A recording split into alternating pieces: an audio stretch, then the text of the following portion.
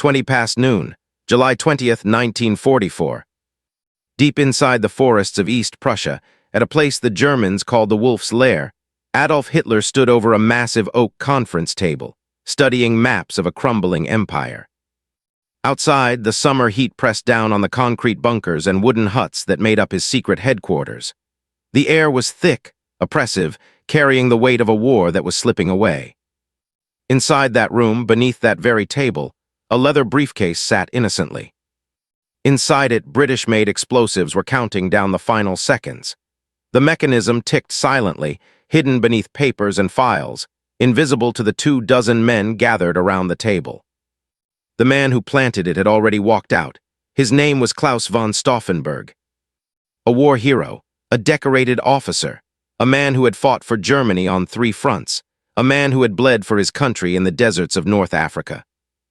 A man Hitler trusted, a man who had access to the Führer's inner circle, a man who wore the uniform with pride and carried medals earned in blood.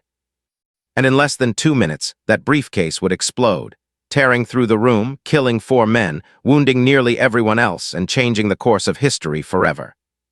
But here's the question that haunts us even today, more than 80 years later. Why would one of Hitler's own officers, a man from aristocratic blood, a loyal soldier who had believed in Germany's destiny, turn against the Führer and try to kill him? What could transform a decorated war hero into an assassin? What could make a man who had sworn a blood oath to Hitler decide that killing him was the only option? This is not a story of betrayal for personal gain. This is not a tale of ambition or revenge. This is a story of conscience awakening in the heart of darkness. This is a story of a man who looked into the abyss and decided he could not look away. This is the story of the July 20th plot, the day Hitler's inner circle tried to destroy him. The day Germany's military elite attempted to save their country by killing their leader. Let's go back to where it all began. Not in 1944, but years earlier, in a different Germany, in a different world. On November 15th, 1907, a boy was born into one of Germany's oldest and most distinguished noble families. His name was Klaus Philipp Maria Justinian Schenk Graf von Stauffenberg. Try saying that 3 times fast. Born in a castle in Jettingen, Bavaria, raised with privilege that most Germans could never imagine. Literature filled the libraries, music echoed through the halls, military tradition ran in the blood. The Stauffenbergs were not just any family. They were Bavarian nobility with a lineage stretching back centuries. His father, Alfred Schenk Graf von Stauffenberg, was the last Oberhofmarschall of the Kingdom of Württemberg. That's a fancy title meaning he was basically the royal court's chief administrator. His mother, Caroline von Uexküll-Gyllenband, came from Baltic German nobility, so Klaus had aristocratic blood from both sides of the family tree. His ancestors included legendary military figures who had served German states for generations. Service to the nation was not just expected, it was destiny. Young Klaus grew up surrounded by books, horses, and the weight of family expectations. He was bright, curious, intellectually gifted. He loved poetry. He could recite verses from memory. He played the cello beautifully. He had a gift for music that could have taken him in a completely different direction. He could have been a scholar, spending his days in libraries and universities. He could have been an artist, pursuing music or literature as a career. But tradition called louder. The Stauffenberg men were soldiers. They served, they led, they bled for Germany. In 1926, at the age of 18, Klaus made his choice. He joined the 17th Cavalry Regiment in Bamberg, continuing the family's proud military lineage. He was a natural, sharp mind, physical courage, leadership ability that his superiors noticed immediately. But cavalry training wasn't just about military tactics.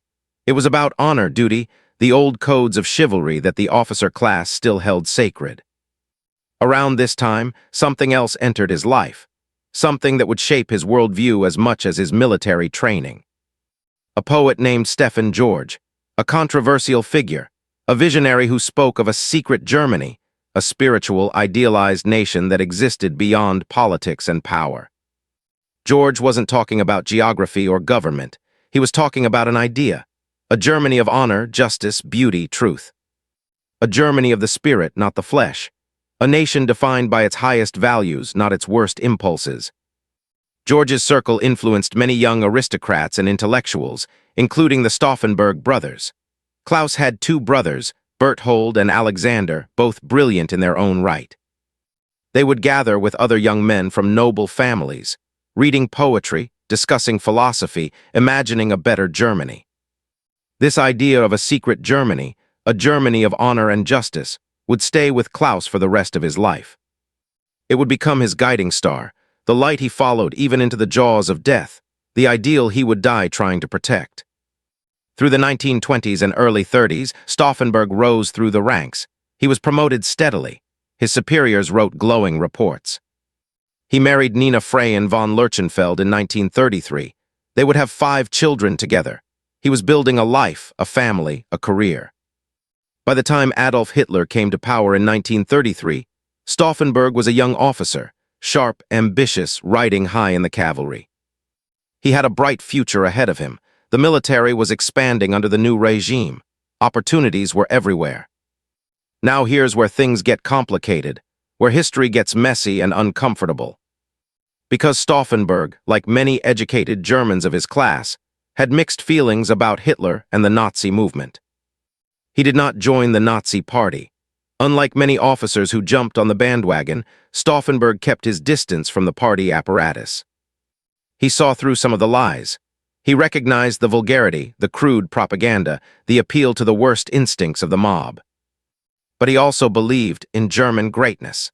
He believed his country had been humiliated by the Treaty of Versailles after World War I. He believed Germany deserved to be strong again, to reclaim its place among the great nations of Europe. In 1932, before Hitler even took power, Stauffenberg expressed tentative support for some of Hitler's ideas. The concept of the Führer, a strong leader who could unite the nation. The notion of Volksgemeinschaft, the people's community, transcending class divisions. National revival, German pride. These were ideas that appealed to many patriotic Germans, not just Nazi fanatics.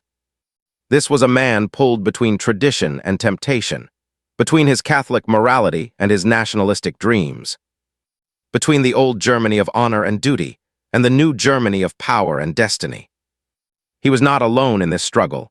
Millions of Germans faced the same conflict, the same difficult choices. Then came the night of the Long Knives in 1934.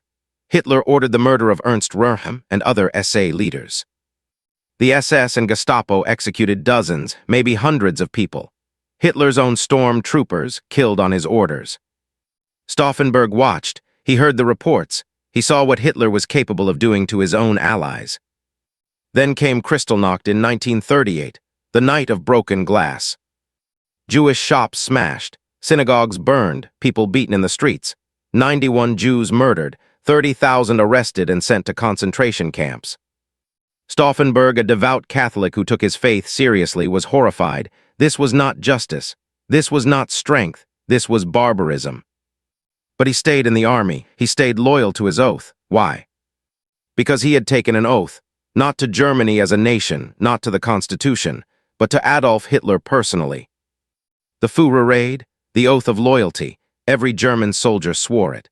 I swear by God this sacred oath that I shall render unconditional obedience to Adolf Hitler, the Führer of the German Reich.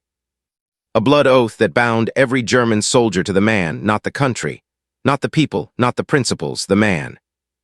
And for officers like Stauffenberg, raised in the old military tradition, honor meant everything. Your word was your bond. An oath was sacred. Breaking an oath was unthinkable. It went against everything he had been taught, everything he believed about duty and honor. So he served, he followed orders, he pushed his doubts aside and did his job. 1939, Germany invaded Poland. The world went to war again just 20 years after the last one ended. Stauffenberg went with the 10th Panzer Division as a staff officer. He saw action. He performed well under fire. He supported the occupation initially.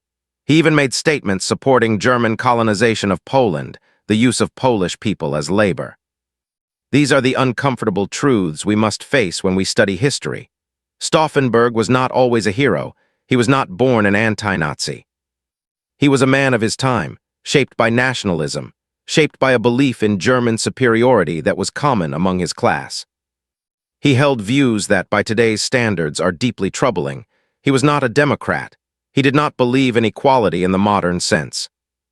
But something was shifting inside him, slowly, painfully, like a man waking from a dream into harsh reality. He saw the brutality of the occupation. He heard reports of what was happening in the territories Germany conquered. And his conscience, that voice we all have inside us, began to whisper, then to speak, then to shout. 1940, the Battle of France. Germany crushed the French in 6 weeks. The Wehrmacht rolled through the Low Countries and France like an unstoppable machine. The world watched in shock. Stauffenberg earned the Iron Cross First Class for his service. He was being noticed, praised, promoted. His star was rising in the military hierarchy. He was exactly the kind of officer the expanding army needed. By 1941, he was transferred to the Oberkommando des Heeres, the Army High Command in Berlin. This was the nerve center directing Operation Barbarossa, the massive invasion of the Soviet Union that began in June 1941. And this is where everything changed. This is where Klaus von Stauffenberg saw the true face of Hitler's war. In the summer of 1942, Stauffenberg was stationed in Vinnytsia, Ukraine, Hitler's forward headquarters in the east.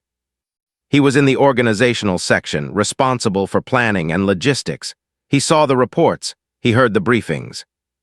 He heard things that made his blood run cold. He saw things that shook his faith in everything he thought he was fighting for. Mass shootings of Jews, not soldiers, not partisans, civilians. Men, women, children murdered by the thousands.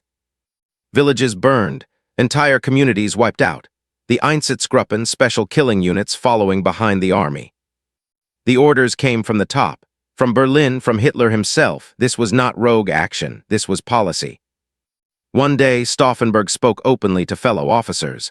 His voice shook with outrage, with an anger he could barely contain. They are shooting Jews in masses. These crimes must not be allowed to continue. This was dangerous talk. You could be arrested for less. But Stauffenberg didn't care anymore. Some things are more important than safety.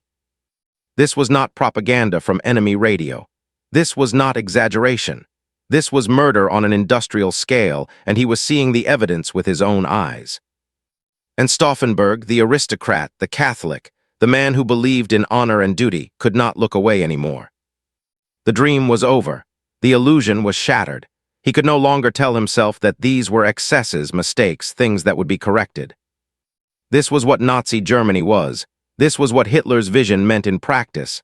Death, murder, the systematic destruction of entire peoples. By late 1942, he knew with absolute certainty. Germany was not fighting for greatness. Germany was fighting for evil. And Hitler, the man he had sworn an oath to, the man millions of Germans followed like a messiah, was leading them all into hell. But knowing and acting are two different things. Stauffenberg was still bound by his oath, still constrained by duty, still trapped. Then came Africa. 1943, the war was turning against Germany. Stauffenberg was promoted to lieutenant colonel and sent to Tunisia to join the 10th Panzer Division as operations officer. Field Marshal Rommel, the Desert Fox, Germany's most famous general, was trying to hold back the British and American forces pushing inland. The Afrika Korps had been legendary. Rommel had been a hero, but now they were outnumbered, outgunned, out of fuel, out of time. The Americans had landed in Morocco and Algeria. The British were pushing from Egypt. The jaws of the trap were closing. On April 7, 1943, Stauffenberg was driving near Mezana, directing troop movements, trying to organize a defense that everyone knew was futile. The column of vehicles moved slowly through the desert heat, sand everywhere, the sun beating down mercilessly. Then out of nowhere, the roar of engines, that distinctive sound that every soldier learns to fear. Allied P-40 Kitty Hawk fighters, Royal Australian Air Force, they came in low, attacking the convoy. Guns blazing, 50 caliber machine guns ripping through metal, through flesh, through bone with horrifying efficiency. Stauffenberg's vehicle was hit, direct hit, explosions, fire everywhere, metal fragments flying like deadly rain. Shrapnel tearing into his body, into his face, his hands, his arms, his legs, blood everywhere. When the smoke cleared, when the planes flew away to refuel and rearm, the men rushed to pull survivors from the wreckage. The man they pulled from Stauffenberg's vehicle was unrecognizable, covered in blood, barely breathing, more dead than alive. His left eye was gone, destroyed completely. His right hand was blown off at the wrist. 2 fingers on his left hand were gone. His right knee was shattered. His face, his back, his legs were full of shrapnel, dozens of pieces of metal embedded in his flesh. Most men would have died right there in the desert, should have died. By all medical logic, he should not have survived. But Stauffenberg did not die. His body refused to quit. His will to live was stronger than the injuries trying to kill him. He was evacuated to a hospital in Munich, where the famous surgeon Ferdinand Sauerbruch worked on him for months. Sauerbruch was one of the best surgeons in Germany. He had pioneered new techniques, but even he wasn't sure Stauffenberg would make it. The pain was unimaginable, beyond anything most of us can comprehend, day after day of agony as his body tried to heal. The recovery was slow, agonizing, filled with setbacks and complications. Infections, fevers, wounds that wouldn't heal properly. But Stauffenberg never complained. He never gave in to despair. He even joked with friends who visited him. "I never knew what to do with so many fingers anyway," making light of injuries that would have broken most men's spirits completely. His wife Nina was there with him. His children visited when they could. They were his anchor, his reason to keep fighting. But inside, something else was happening, something more important than physical healing. Lying in that hospital bed, broken, disfigured, in constant pain, Stauffenberg had time to think. Time to reflect on everything he had seen, everything he had learned, everything he had become complicit in by his silence. And he made a decision that would define the rest of his life, however long or short that might be. Germany was losing the war. That was clear now to anyone with eyes to see and courage to admit it. Stalingrad had fallen, hundreds of thousands of German soldiers dead or captured, the entire Sixth Army destroyed. The Allies were advancing in Italy. The Soviets were pushing west. The bombing of German cities was getting worse every week. If Hitler stayed in power, Germany would be destroyed completely, fought to the last city, the last building, the last man. Millions more would die. The nation would be obliterated. Everything and everyone he loved would be destroyed. The only way to save Germany, the only way to stop the madness, was to kill Hitler. Not capture him, not put him on trial, not wait for him to see reason. Kill him, assassinate him. It was the only way. And more than that, killing Hitler was not just about saving Germany from military defeat. It was about saving Germany's soul. It was about proving that not all Germans had followed blindly. That resistance had existed. That conscience had survived even in the darkest times. By September 1943, Stauffenberg had recovered enough to return to duty. He could walk, though with a limp. He could function, though with only 3 fingers on one hand. He would never be the same physically. But mentally, spiritually, he was stronger than ever. He had found his purpose, his mission, his reason for surviving. He was assigned to the Bendele block in Berlin, the headquarters of the replacement army, the Ersatz here. This was the organization responsible for training new recruits and supplying fresh troops to the front lines. His superior was General Friedrich Albrecht, deputy commander of the replacement army, and Albrecht had a secret. He was already deep in the conspiracy against Hitler. He was part of a network of officers and civilians who wanted to remove the Nazis from power. And now they had their perfect weapon, a man who fit every requirement they needed. A war hero, a man with unquestionable courage, a man who had proved his loyalty to Germany by bleeding for her on 3 continents. A man with access to Hitler's military briefings. A man who could get close to the Führer because of his position and rank. A man with nothing left to lose. A man whose body was already broken. A man who had looked death in the face and was not afraid. Klaus von Stauffenberg joined the resistance, and he brought something they desperately needed after years of talking and planning. Resolve, urgency, action, a willingness to actually do it, not just discuss it. For years, the conspirators had talked. They had planned, they had debated, they had hesitated. They had backed out at the last moment. They had waited for the perfect opportunity. They had hoped someone else would do it. Stauffenberg did not hesitate. He did not wait. He did not hope for someone else to act. He took command of the conspiracy. He united the different factions. He drove them forward with an intensity they had never had before. The plan was called Operation Valkyrie, and it was brilliant in its simplicity. Originally, Valkyrie was a legitimate contingency plan to mobilize the reserve army in case of internal unrest or a revolt by the millions of foreign workers in Germany. But the conspirators secretly modified it. They changed the orders. They prepared new commands. If Hitler was killed, they would claim that the Nazi Party, specifically the SS, had attempted a coup against the government and the military. They would activate Valkyrie under this false premise, mobilize the reserve army, seize control of Berlin and other major cities, arrest Heinrich Himmler, Joseph Goebbels, and the other Nazi leaders, cut off their communications, neutralize the SS and Gestapo, establish a new government immediately. General Ludwig Beck, former chief of the General Staff, would become head of state. Karl Goerdeler, the former mayor of Leipzig, would be chancellor. Other conspirators would take key positions. They would immediately seek peace negotiations with the Western Allies, try to convince Britain and America that this was a new Germany. A Germany that would withdraw from occupied territories. A Germany that would prosecute war criminals. A Germany they could work with. It was a desperate plan, a plan built on 100 assumptions, a plan that required perfect timing and incredible luck. But it was the only plan they had. The only hope for ending the war before Germany was completely destroyed. Stauffenberg tried multiple times to kill Hitler in late 1943 and early 1944. He attended briefings carrying explosives, waited for the right moment, but something always went wrong. Hitler would change his schedule at the last minute, leave early, cancel the meeting, security would be too tight. Or other conspirators would back out, say the conditions weren't right, say they needed to wait for a better opportunity. The Gestapo was closing in. They knew something was happening. They had arrested members of the resistance. Julius Leber, Adolf Reichwein, Karl Goerdeler nearly caught. The net was tightening. Time was running out. By July 1944, Stauffenberg knew with absolute certainty this was their last chance. If they didn't act now, immediately, there would be no more chances. They would all be arrested. The resistance would be destroyed. July 20th, 1944, the day that would change everything.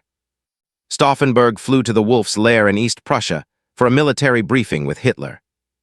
He carried his briefcase, the same kind every officer carried, documents, maps, reports, and hidden beneath them 2 bombs. British-made explosives, plastic explosive with timed fuses, enough to kill everyone in the room if properly positioned. The plan was simple in theory, complicated in practice. Arm both bombs. The fuses would give him 10 minutes.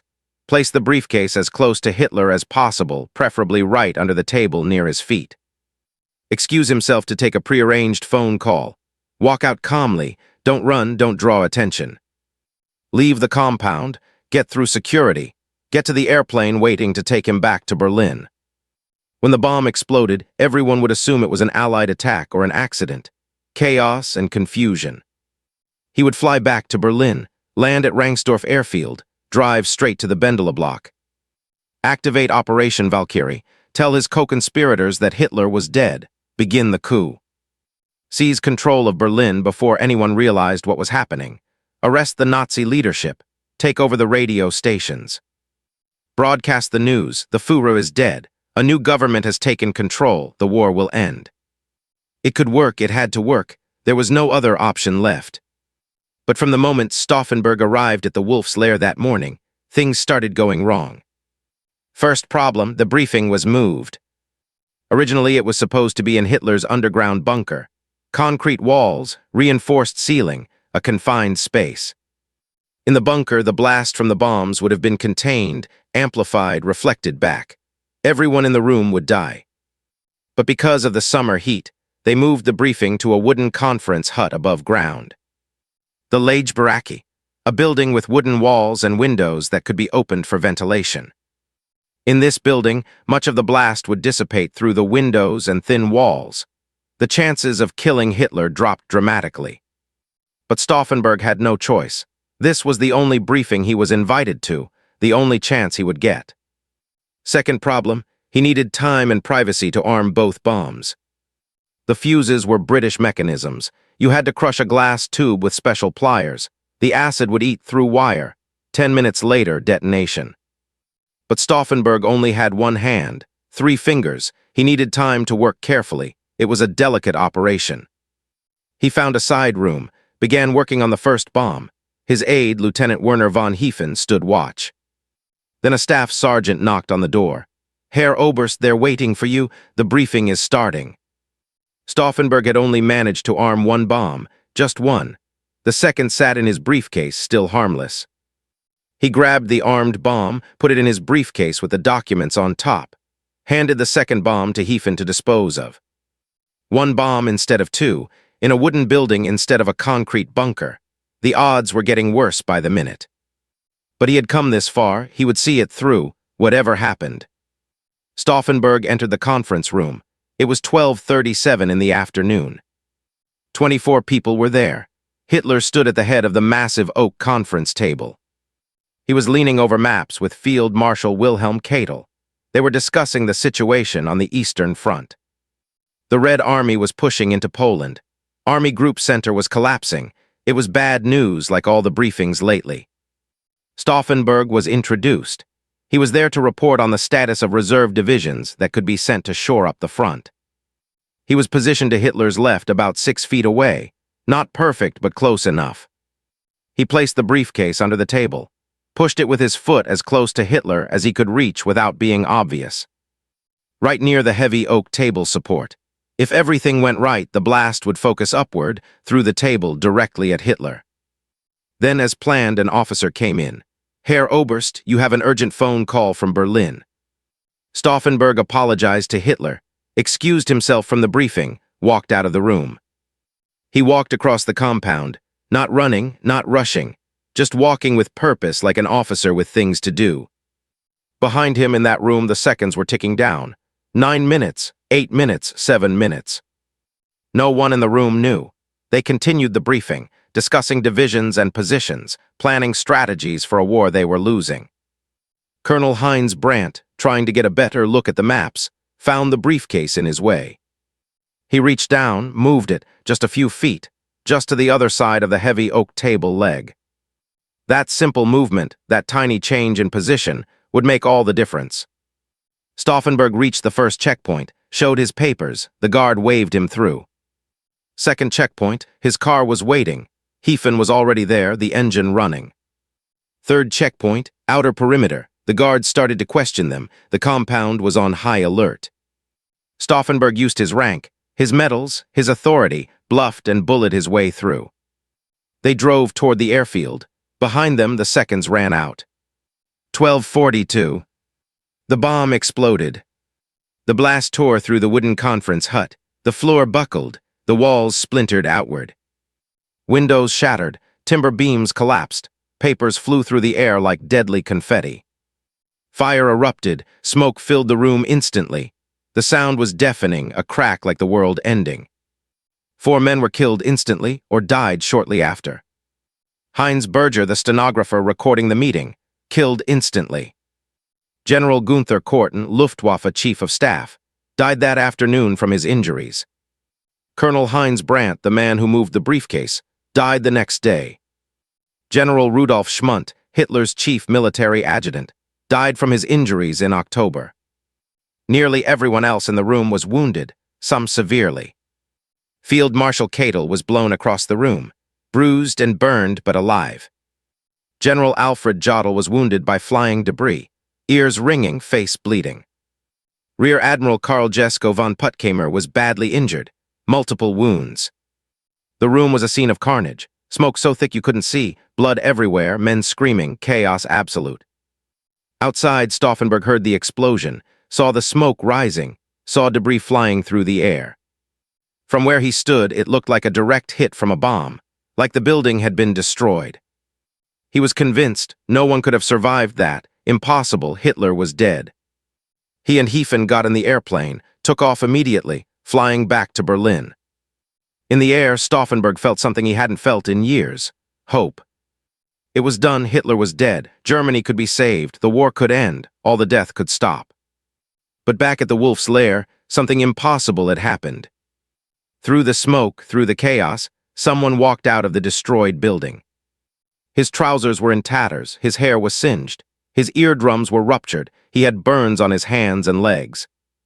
But he was walking, he was conscious, he was alive. Adolf Hitler had survived. That massive oak table leg had shielded him from the worst of the blast. The briefcase being moved had made just enough difference. The wooden building had let the blast dissipate instead of containing it. Every factor that could go wrong had gone wrong. Hitler was injured, yes. His right arm was partially paralyzed. His eardrums were damaged. He was in pain. But he was alive, and he was conscious, and within minutes he was giving orders. Seal the compound, find out what happened. No one leaves, check everyone. By 1:15, less than an hour after the explosion, Hitler was on the phone with Joseph Goebbels in Berlin.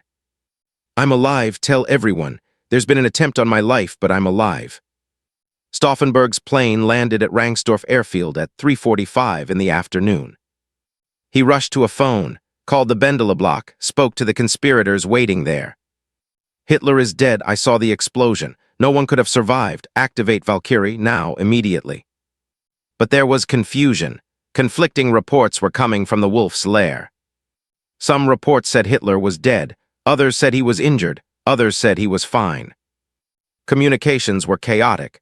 No one knew what to believe, and in that confusion, precious time was lost. General Friedrich Fromm, the commander of the replacement army, was the key to activating Valkyrie. But Fromm had not joined the conspiracy. He had looked the other way, but he hadn't committed. Now, with reports unclear, he refused to activate the orders. He wanted confirmation. He wanted to be sure. He called the Wolf's Lair, got through to Kätel. Is the Führer alive? Yes, he's alive. There was an explosion, but the Führer is alive. Who's asking this question? The coup was falling apart before it even started. Stauffenberg finally arrived at the Bendele block around 4:30. He had been gone for hours, hours of confusion and indecision. He tried to rally the conspirators. I was there, I saw it. Hitler is dead, we must act now. Some units had been mobilized. Some officers had started following the Valkyrie orders. But others were confused. Others were getting different information. Others were hedging their bets. Key arrests hadn't been made. Goebbels was still free in his office. Himmler was unreachable, but clearly not under arrest. The radio stations hadn't been taken. The communications networks were still controlled by people loyal to Hitler. And then, at 6:30 in the evening, Joseph Goebbels went on the radio. His voice was clear, unmistakable, filled with anger and defiance. The Führer is alive. There has been a criminal assassination attempt by a small group of officers. But the Führer is alive and will speak to the German people soon. In Berlin, in cities across Germany, officers and soldiers who had started to follow Valkyrie orders stopped. If Hitler was alive, then this wasn't a defense against an SS coup. This was a coup against Hitler. And many of them, for all their doubts, for all their concerns, were not ready to cross that line. At the Bendele block, the situation was deteriorating rapidly. General Fromm, realizing the coup had failed, tried to reassert control. He ordered the conspirators arrested. There was a brief struggle. Fromm himself was briefly placed under arrest by the conspirators. But troops loyal to Hitler were moving into position, surrounding the building, taking control. Around 10 in the evening, Hitler himself spoke on the radio. His voice was slightly different. The ear damage affected his hearing and speech, but it was unmistakably him. My German comrades, a very small clique of ambitious, wicked, and stupidly criminal officers have plotted to eliminate me and the German Wehrmacht High Command. The bomb was placed by Colonel Count von Stauffenberg. It exploded 2 meters to my right. It wounded several of my colleagues very seriously. One has died. I myself am entirely unhurt aside from minor skin abrasions, bruises, and burns. I interpret this as confirmation that Providence wishes me to continue my life's mission. The circle of these usurpers is very small. It has nothing to do with the German Wehrmacht, and above all nothing to do with the German people. This time we shall settle accounts in the manner to which we National Socialists are accustomed. It was over, everyone knew it. The coup had failed, Hitler had survived, the reckoning was coming. At the Bendela block, troops loyal to Hitler stormed the building just before midnight. There was a brief shootout, chaos in the corridors. Stauffenberg was shot in the shoulder but not killed. The conspirators were rounded up, arrested, their own fellow officers turning on them now that it was clear the coup had failed. General Fromm, desperately trying to save his own life by proving his loyalty, immediately convened an impromptu court-martial. No real trial, no defense, just a summary judgment. He sentenced the ringleaders to immediate execution, death by firing squad. Stauffenberg, Albrecht, Heffen, Merz von Quernheim, 4 men who had tried to save Germany. They were taken down to the courtyard. It was past midnight now, technically July 21st. The courtyard was dark. Someone positioned a truck, turned on the headlights to illuminate the execution area. A firing squad was assembled, soldiers who hours before had been taking orders from these same men. They were shot one by one, Albrecht first, then Stauffenberg's deputy, Merz von Quernheim. Stauffenberg was third. When his turn came, something remarkable happened. Werner von Heffen, his aide, his friend, his co-conspirator, stepped in front of him. He took the bullets meant for Stauffenberg, died in his place, gave his life for his friend. Then it was Stauffenberg's turn. He stood there in the headlights of the truck. Missing an eye, missing a hand, missing fingers, wounded in the shoulder, covered in blood old and new. He stood straight as his broken body would allow, refusing to collapse, refusing to beg. And he shouted his last words into the darkness, into history.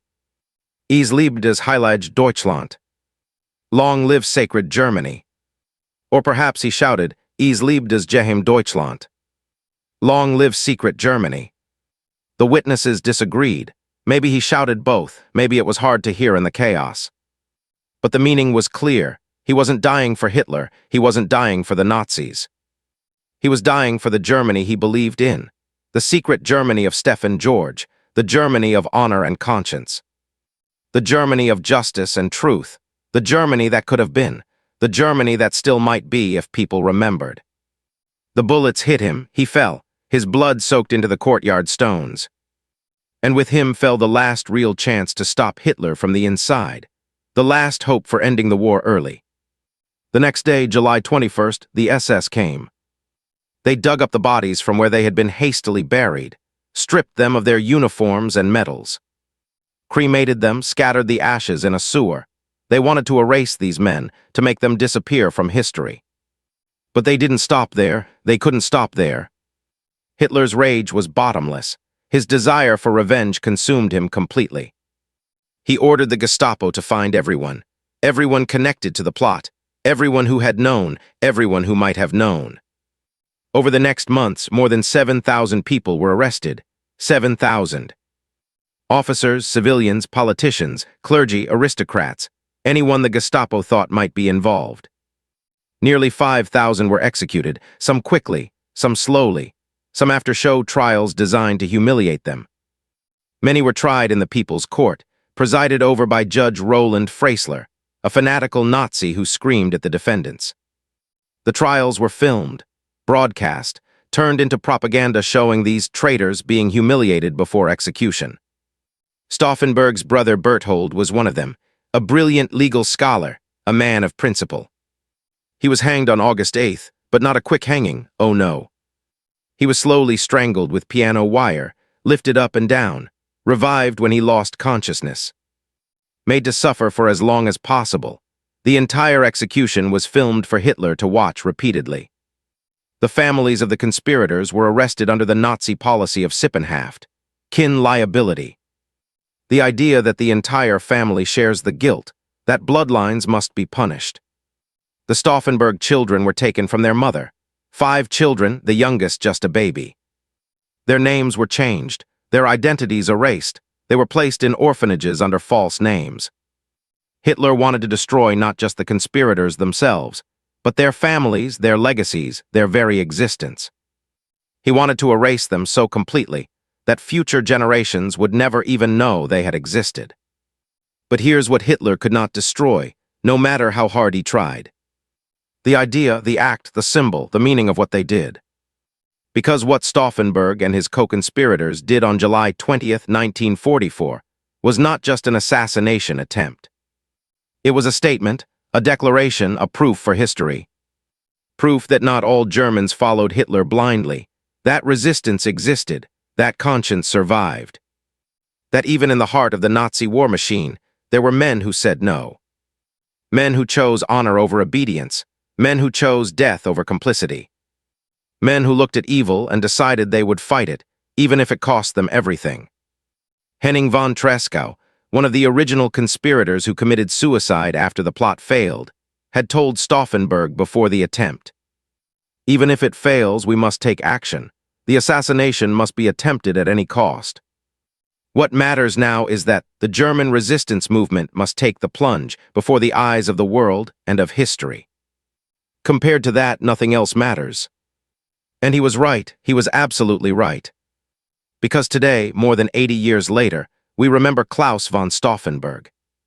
Not as a traitor, not as someone who betrayed his country, but as a hero, as a German patriot who tried to save his country from a monster. As a man who recognized evil and chose to fight it, knowing it would cost him his life. But let's not romanticize this too much. Let's be honest about who Stauffenberg was. He was not a perfect man. He was not a Democrat by modern standards. He did not believe in parliamentary government. He supported colonization policies we would consider racist today. He made statements about German superiority that are deeply troubling. He was a man of his time, shaped by nationalism, shaped by class prejudice, shaped by the aristocratic worldview of his upbringing.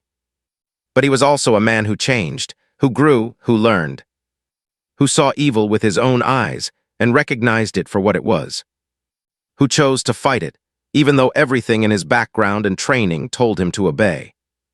That's what makes his story so powerful, not that he was perfect, but that he was human. That he struggled with doubts and fears, that he had to overcome his own prejudices and conditioning, that he failed and tried again, that he made the hardest choice anyone can make. To stand against your own government, your own comrades, your own sacred oath. Because sometimes, true patriotism means recognizing when your country has gone wrong. What drove him to it? Historians still debate this question. Some say it was purely pragmatic. Germany was losing.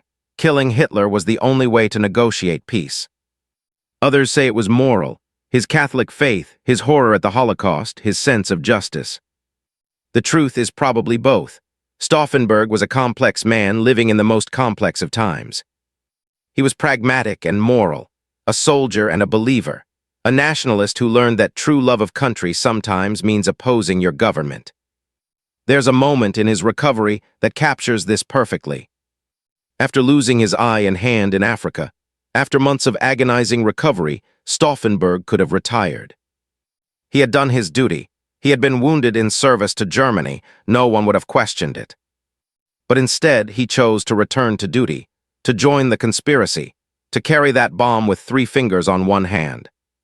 Why? Because he believed, because he understood. If he did nothing, if good men stayed silent, then evil would triumph absolutely. And he could not live with that, could not die having done nothing.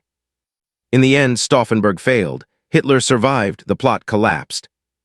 The conspirators were executed. The war continued for another 10 months. Millions more died. Germany was bombed into rubble. The Holocaust continued until the camps were liberated. Everything the conspirators feared came to pass. Germany was destroyed, divided, occupied. So was it all for nothing? Did Stauffenberg's sacrifice achieve anything? Here's the answer: yes, absolutely yes. Because memory matters, example matters, the fact that someone tried matters profoundly. Today in Germany, July 20th is remembered as a day of resistance. There are memorials to Stauffenberg and his co-conspirators throughout Germany. The Bendele block where they were executed is now a memorial site. The courtyard is preserved. Streets are named after them. Schools are named after them. Their story is taught to every German schoolchild. They are honored not as traitors, but as Germans who upheld the true values of their country when their government had abandoned them. They proved something essential, something we must never forget. That even in the darkest times, Even under the most oppressive regimes, resistance is possible. Courage is possible. Conscience is possible. Individual action is possible. You are not powerless. You are not without choice. You can always say no. And that's why we tell this story, not because it has a happy ending, it doesn't, but because it has an honest ending, a necessary ending. An ending that reminds us that history is not made by abstract forces, but by individuals. By choices, by moments when someone has to decide. Obey or resist, stay silent or speak up, follow orders or follow conscience. And on July 20th, 1944, Klaus von Stauffenberg made his choice. He walked into that briefing room knowing he might not walk out. He planted that bomb knowing it might fail, knowing he might die for nothing. He shouted those final words knowing they would be his last. Long live sacred Germany, long live secret Germany. The Germany he believed in, the Germany he died for. The Germany of honor and conscience, the Germany that perhaps could still exist if enough people remember. So why did Hitler's closest ally try to assassinate him? Because he wasn't Hitler's ally anymore, not in any real sense. He was Germany's ally, humanity's ally, conscience's ally. He was a man who looked into the abyss and decided no more. Not in my name, not on my watch, even if it kills me, I will try. I will do what I can with the time and power I have. I will stand against evil even when standing alone, even when it's hopeless. Because some things matter more than success, more than survival. Honor matters, truth matters, taking a stand matters. And that, more than anything else, is why his story endures. Why it still moves us, why it still matters today. Because we live in a world that often feels overwhelming. A world where it feels like one person can't make a difference. Where the problems are too big, the system's too entrenched, the power's too great. Stauffenberg's story reminds us, one person can make a difference. One act of courage can echo through history, can inspire millions who come after. One bomb in a briefcase came within inches of changing everything. It didn't work, the table leg was in the wrong place, the building had windows. But it mattered, it still matters, it will always matter. Because somewhere right now, someone is facing their own choice. Their own moment of truth, their own wolf's lair. And they need to know that others have faced it before. That others have chosen conscience over comfort. That others have stood up when it would have been easier to stay silent. Stauffenberg was not a perfect hero. He was a complicated man who made mistakes. But when it mattered most, when the moment came, he did what was right. And he paid for it with his life, willingly, without hesitation. That's the story, that's why we remember. Not because it ended well, but because it mattered that someone tried. Long live sacred Germany, long live the Germany of conscience. Long live the memory of those who said no.